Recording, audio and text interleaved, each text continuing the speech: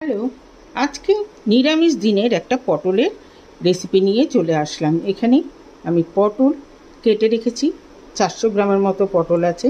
এইখানে চিরা লাগিয়েছি আর ঠিক উল্টো দিকেও চিরা লাগিয়েছি। সর্ষের তেল দিয়ে এবার পটলগুলোকে আগে একটু ভাজা করে নেব।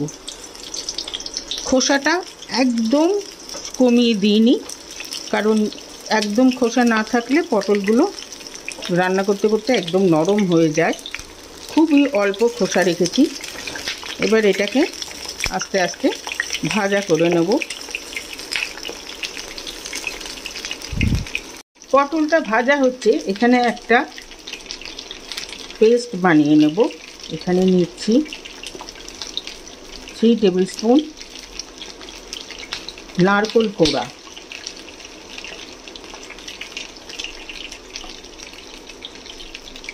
আর সাথে এখানে পোস্ত আমি আগেই বেটে রেখে দিই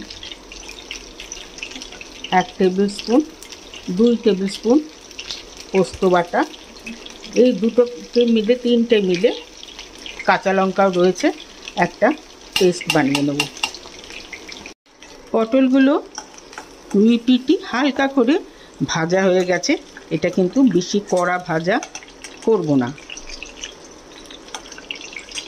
এবারে পটলগুলোকে তুলে নেব। এই তেলের মধ্যে অল্প একটু তেল আমি অ্যাড করে দিলাম। এবারে এই তেলের মধ্যে দেব 1/2 চামচ কালো জিরে। এই যে পোস্ত নারকেল কাঁচা লঙ্কা বাটা, সেটা দিয়ে দিলাম। দিয়ে এটাকে এবারে একটু নাড়ব।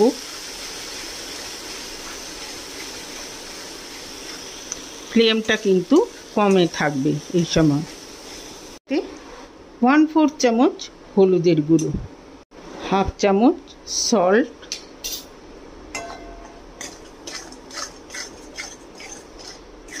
পোস্ত ভাজার একটা গন্ধ আসা অবধি এটাকে একটু নাড়াচাড়া করব।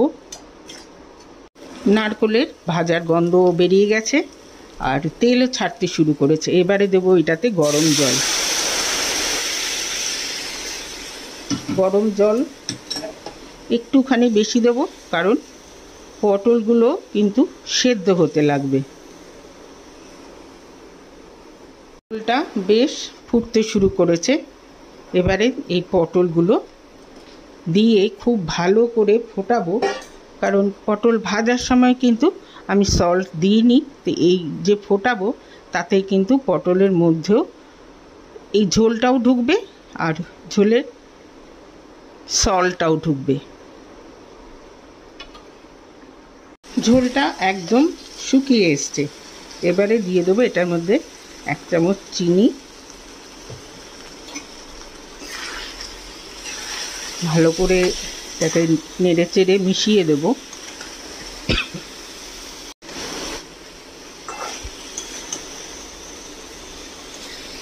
নুন মিষ্টি এই সময় চেক করে নিতে হবে। ব্যাস তৈরি হয়ে গেল নিরামিষ দিনে একটু অন্য ধরনের পটল পোস্ত। লাস্টে দিয়ে দেব ঘি। ব্যাস একদম তৈরি। কেমন লাগলো রেসিপি অবশ্যই জানাবেন কমেন্ট বক্সে। লাইক করবেন, শেয়ার করবেন ফ্রেন্ডস অ্যান্ড ফ্যামিলিদের সঙ্গে। সাথে আমার চ্যানেলটিকে সাবস্ক্রাইব করতে ভুলবেন না। আজকে তাহলে চলি, নেক্সট দিন আরেকটা এরকম মজাদার খাবার নিয়ে আসবো। সবাই ভালো থাকবেন, সুস্থ থাকবেন। ওকে দেন, বাই।